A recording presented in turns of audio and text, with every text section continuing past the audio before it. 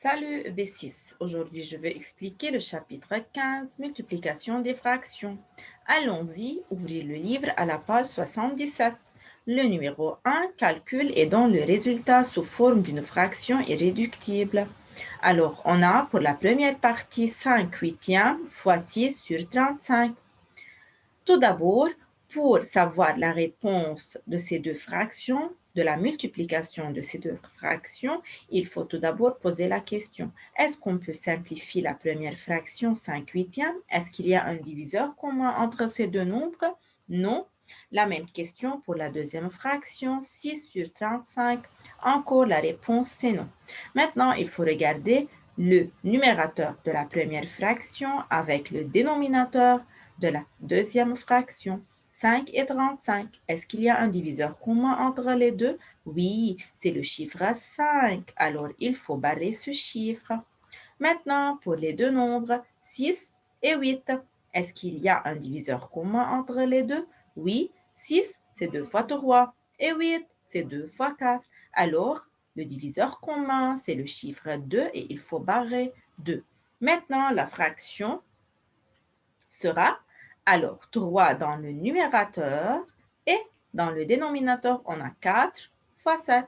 Alors, 3 sur 28. Maintenant, on a 15 quarts fois 2 tiers. Il faut poser la question, est-ce qu'on peut simplifier les deux nombres 15 et 4? Est-ce qu'il y a un diviseur commun entre ces deux nombres? Non. La même question pour la deuxième fraction, 2 tiers. Encore, la réponse est non. Maintenant, il faut regarder le premier numérateur de la première fraction avec le dénominateur de la deuxième fraction, 15 et 3.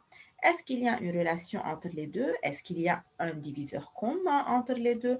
Oui, c'est 3, car 15, c'est 3 fois 5. Alors, il faut barrer 3.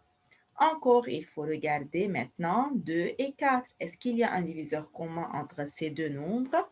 Oui, car 4, c'est 2 fois 2.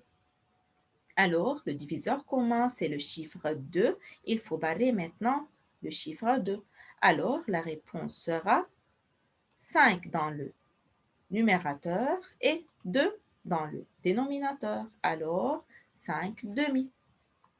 Maintenant, pour les deux fractions de sixième fois 12 sur 10.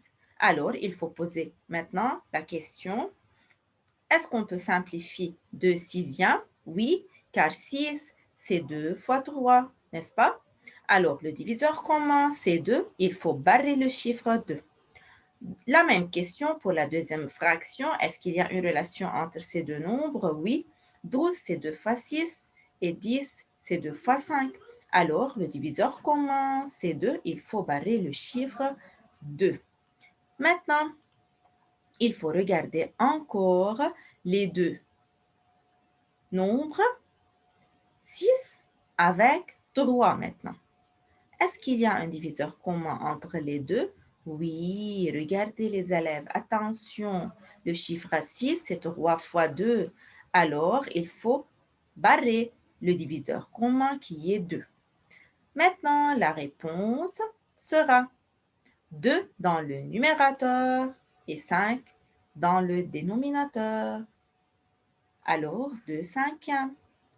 Maintenant, on a 5 demi fois 7 sur 10. Alors, il faut poser tout d'abord la question, est-ce qu'on peut simplifier la première fraction? La réponse est non. La deuxième fraction, encore la réponse est non. Alors, il faut regarder maintenant 2 avec 7. Alors, est-ce qu'il y a un diviseur commun entre les deux nombres 2 et 7? Non. Alors, restent les mêmes. Encore 5 et 10. Est-ce qu'il y a une relation entre ces deux nombres? Oui. 5, c'est 5 fois 1 et 10, c'est 5 fois 2. Alors, il y a le diviseur commun qui est le chiffre 5. Il faut barrer ce chiffre. Maintenant, alors, la réponse, c'est dans le numérateur, on a le chiffre 7 et dans le dénominateur, on a 2 fois 2, c'est 4. Alors, 7 quarts. Et c'est tout pour le numéro 1. Merci pour votre attention.